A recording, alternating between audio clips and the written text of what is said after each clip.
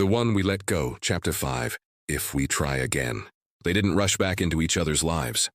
That was the first thing they did differently this time. There was no pretending nothing had happened, no slipping back into comfort without asking the hard questions. They met slowly, with caution and with honesty. There was a quiet understanding between them that love, once broken, doesn't return unchanged. Their first conversation was awkward. Not because the feeling was gone, but because it was still so vividly there. Too present. Too aware. They finally talked about the things they had always avoided. The fear. The timing. The real reasons they both walked away. She admitted that she hadn't believed she could be chosen by someone without losing a part of herself. He admitted he hadn't believed that love could truly survive pressure. In that moment, they realized something painful. They hadn't failed because they didn't love each other.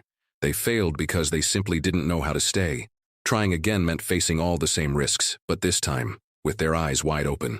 They started spending time together without pretending it was permanent, without making promises they couldn't guarantee. It was just about honesty, just presence. But even with all the growth and self-awareness, not everything fits perfectly the second time around. Old wounds began to surface. New, different versions of themselves emerged, shaped by the time they'd spent apart.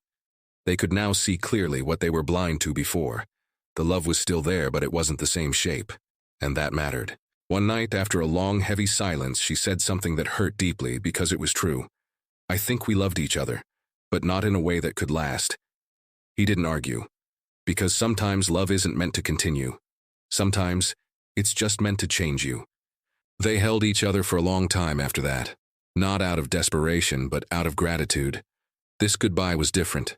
There was no pretending, no unfinished sentences, just understanding. They walked away from each other knowing something incredibly rare. Some people come into your life not to stay, but to show you how deeply you are capable of feeling.